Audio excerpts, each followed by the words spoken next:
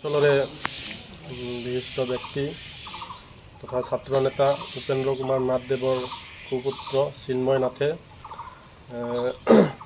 যি higher secondary পৰীক্ষাত আমাৰ ৰাঙাপাৰা সমষ্টিৰ ভিতৰতে সৰ্বোচ্চ নম্বৰ লাভ কৰি আৰু 5টা বিষয়তে লেটাৰ লৈ ৰাঙাপাৰালৈ যি গৌৰৱ কঢ়িয়াই আনিলে তাৰ বাবে আমি তেখেতক লৈ গৌৰৱান্বিত।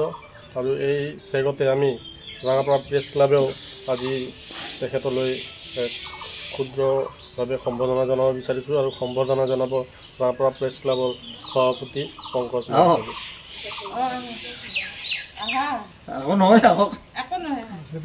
সদ্য ঘোষিত উচ্চতৰ মাধ্যমিক চূড়ান্ত পৰীক্ষাত সুখ্যাতিৰে উত্তীৰ্ণ হৈ ৰঙাপাৰা অঞ্চললৈ পুনৰ গৌৰৱ কঢ়িয়াই আনিলে ৰঙাপাৰা মহাবিদ্যালয়ৰ ছাত্ৰ চিন্ময় নাথে।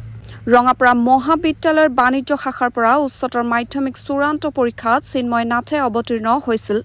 ঘোষিত হোৱা পৰীক্ষাৰ ফলাফলত চিন্ময় নাথে 5টা বিষয়তে লেটাৰ লৈ 90.6% নম্বৰেৰে সুখ্যাতিৰে উত্তীৰ্ণ হয়। অসম জাতীয়তাবাদী যুৱ ছাত্ৰ পৰিষদৰ কেন্দ্ৰীয় প্ৰচাৰ সম্পাদক উপেন্দ্ৰ কুমাৰ নাথ আৰু অঞ্জনা নাথৰ একমাত্ৰ পুত্ৰ সন্তান চিন্ময় নাথে ৰঙাপাৰা বিধানসভা সমষ্টিৰ ভিতৰত সৰ্বাধিক নম্বৰ লাভেৰে সুখ্যাতিৰে উত্তীৰ্ণ হয়। উল্লেখ্য যে মেধাসম্পন্ন ছাত্ৰ চিন্ময় নাথে 2023 বৰ্ষত অনুষ্ঠিত হোৱা হাইস্কুল শিক্ষান্ত পৰীক্ষাত ৰঙাপাৰা শংকৰদেৱ শিশু নিকেতনৰ পৰা 6টা বিষয়তে লেটাৰ লৈ 96.6%ৰে উত্তীৰ্ণ হৈছিল। ছাত্ৰজনে সুখ্যাতিৰে উত্তীৰ্ণ অঞ্চলটোলৈ গৌৰৱ কঢ়িয়াই অনাত ৰঙাপাৰাৰ বিভিন্ন দল সংগঠনৰ লগতে ৰঙাপাৰা প্ৰেছ ক্লাবে জনাইছে শুভেচ্ছা। মই মোৰ এই ৰিজাল্ট দি বহুত সুখী আছোঁ। মই আশা কৰিছিলোঁ ইয়াত কৰি আৰু ভাল হ'লে হয়, তথাপি আৰু যি হ'ল তাতে সন্তুষ্ট থাকি মই আগলৈ যাতে আৰু ভাল কৰিব পাৰোঁ তাৰেই চেষ্টা কৰিম।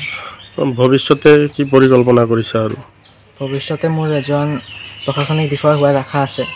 তাৰ বাবে মই যিমান চেষ্টা কৰিব লাগে কৰিম। তাৰ আগতে মই BCom আৰু MCom কৰি পেলাই এজন এছিষ্টেণ্ট প্ৰফেচৰ হোৱাৰো আশা আছে। তাৰপিছত মই প্ৰশাসনিক বিষয়া হোৱাৰ সপোন সেয়াও পূৰণ কৰিবলৈ তাৰ লগতে চেষ্টা কৰিম।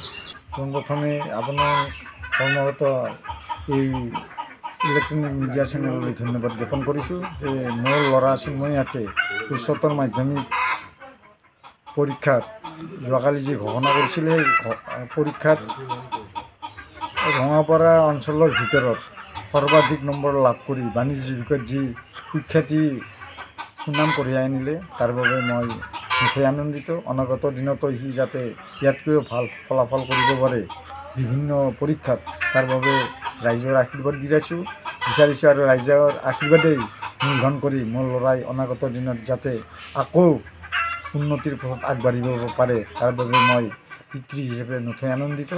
News desk, news wide Assam.